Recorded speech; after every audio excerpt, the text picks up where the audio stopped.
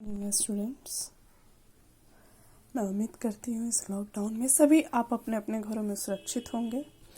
आज मैं आप लोगों को साइंस पढ़ाने जा रही हूँ, विज्ञान पढ़ाने जा रही हूँ, जिसमें आपका फर्स्ट चैप्टर है पौधे और उनके प्रकार, जिसकी इंग्लिश होगी प्लांट्स एंड देयर काइंड्स।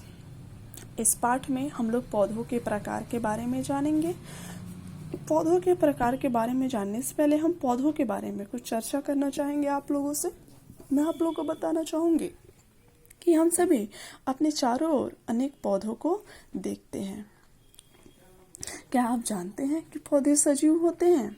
जी हाँ, जितने भी पौधे हम अपने आसपास देखते हैं या इस पृथ्वी पर जितने भी पौधे हैं वे सभी पौधे सजीव होते हैं तथा जितने भी पौधे हैं उन सभी पौधों की आकृति एवं आकार अलग अलग होती हैं। कुछ पौधे बहुत बड़े होते हैं तो कुछ पौधे बहुत ही छोटे होते हैं आकार में। तो कुछ पौधे बहुत वर्षों तक जीवित रहते हैं, जैसे कि बरगद का पेड़ बहुत वर्षों तक जीवित रहता है। तो कुछ पौधे बहुत कुछ माह तक ही जीवित रह सकते हैं, जैसे कि मटर, भिंडी। हम सबसे पहले बात करेंगे वृक्ष के बारे में। वृक्ष को इंग्लिश में ट्रीज कहते हैं।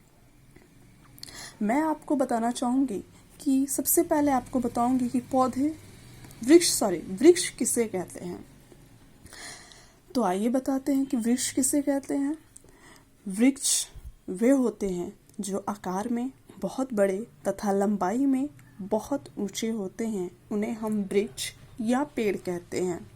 वृक्षों का जो तना होता है, जो स्टीम होता है वृक्षों का, वो बहुत मोटा होता है, बहुत कठोर होता है, सख्त होता है तथा बहुत ही मजबूत होता है। हम उसे चाहेंगे उखाड़ना तो उस पेड़ को हम नहीं उखाड़ सकते, क्योंकि वो बहुत मजबूत होते हैं। वृक्षों की जड़ें जो हैं वो जमीन में गहराई तक चली जाती हैं।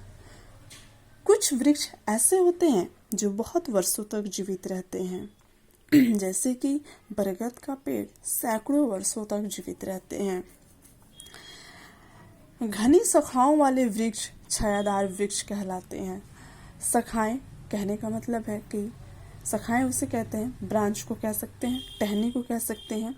जिस वृक्ष में या जिस पेड़ में शाखाएं बहुत ज़्यादा होती हैं वे पौधे छायादार वृक्ष कहलाते हैं। वे पौधे हमें छाया देते हैं, जैसे आम, बरगद, नीम, पीपल, अमरूद आदि।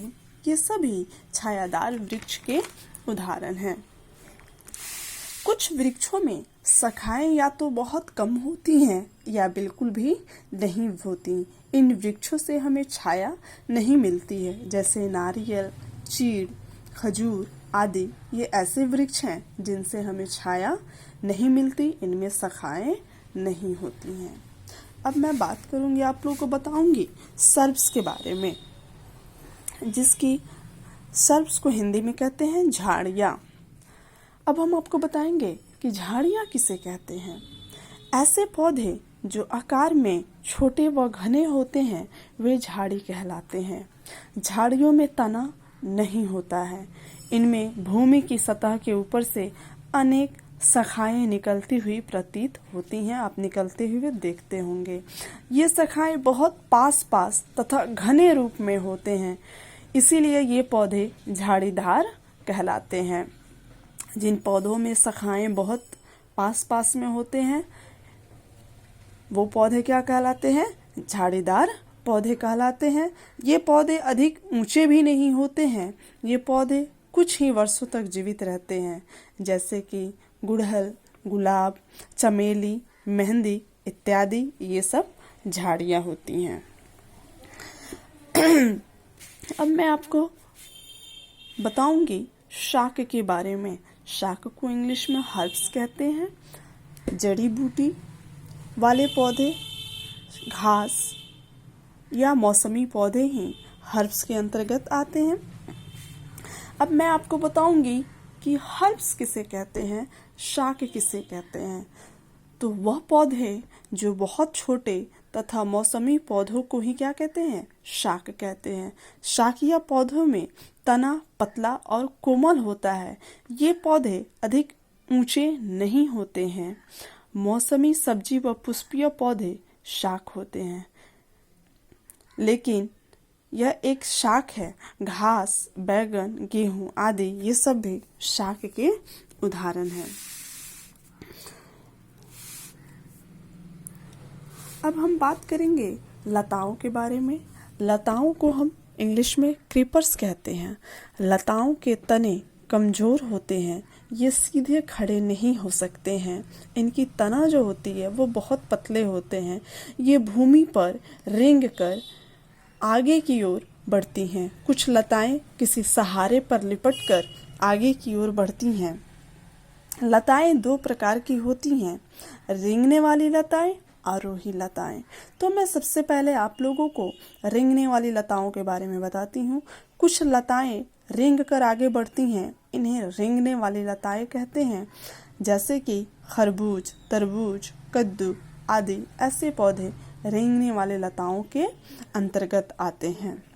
आप लोगों ने कद्दू को देखा होगा, कद्दू के पौधों को देखा होगा, तरबूज के पौधों को देखा होगा, खरबूज को देखा होगा कि ये रेंग कर आगे की ओर बढ़ने वाले पौधे हैं। अब मैं आपको बताऊंगी आरोही लताएं। कुछ लताएं जो किसी दूसरे पौधे, रस्सी, तार, दीवार आदि के सहारे लिपटकर ऊपर की ओर बढ़ती हैं, वे आरोही लताएं कहलाती हैं। एक बार और बताती हूँ, वे पौधे या वे लताएं जो किसी दूसरे पौधे, रस्सी, दीवार, तार आदि के सहारे ऊपर की ओर बढ़ती हैं, वे आरोही लताएं कहलाती हैं।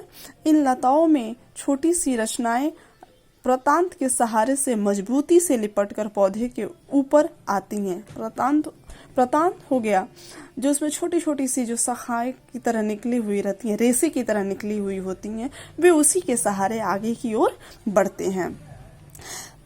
आरोही लताओं के अंतर्गत अंगूर, मनी प्लांट तथा मटर इस प्रकार के लताएं आते हैं। अब हम बात करेंगे जलीय पौधों के बारे में। जलीय पौधे वाटर प्लांट्स भी कह सकते हैं या फिर एक्वाटिक प्लांट्स भी इसे कहा जाता है। अब मैं आपको बताऊंगी जलीय पौधे किसे कहते हैं। तो जल में उगने वाले पौधों को, जो केवल जल में ही उगते हैं, पानी में ही उगते हैं, वे पौधे जलीय पौधे कहलाते हैं।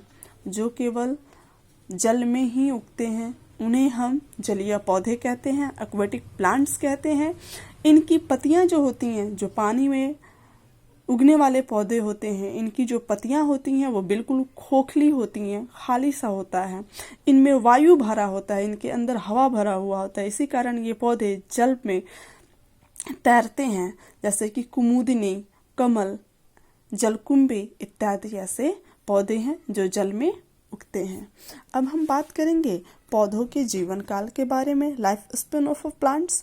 पौधों का जीवन काल बराबर नहीं होता है। आप जितने भी इस पृथ्वी पर पेड़ पौधे देखते हैं, उन सभी पेड़ पौधों का जो जीवन काल होता है वो बराबर नहीं होता है। जितने भी पेड़ पौधे होते हैं उन सब के आयु जो है वह भिन्न भिन्न होती है, अलग अलग होते हैं।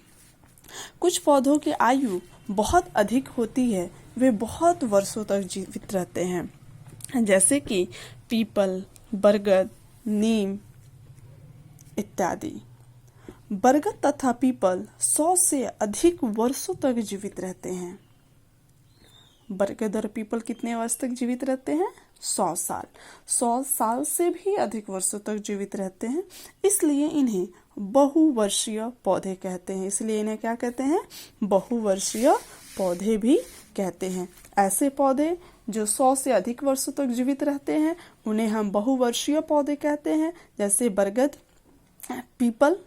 कुछ पौधे ऐसे भी होते हैं जिनकी आयु बहुत कम होती है, ये कुछ महीने या केवल एक मौसम तक ही जीवित रहते हैं। कहने का मतलब है केवल एक सीजन ही जीवित रहते हैं। वे कहलाते हैं आपका वार्षिक पौधे या मौसमी पौधे कहते हैं, जैसे कि भिंडी, मटर, गेहूं, सूरजमुखी इत्यादि। ये सब वार्षिक पौधे या मौसमी पौधे कहलाते हैं, जो केवल वर्ष में एक ही बार इनको उगाया जाता है। ऐसे पौधों को हम क्या कहते हैं? वार्षिक पौधे कहते हैं। इसी के साथ हमारा आज का ये वीडियो यहीं ख़त्म करते हैं। आप लोगों को इस पार्ट के जितने भी आंसर क्वेश्चन हैं वो सब कुछ आपको नोट्स के थ्रू प्रोवाइड कर दिया गया है। उम्मीद करती हूँ आपको ये चैप्टर अच्छे से समझ आ गया होगा। Thank you.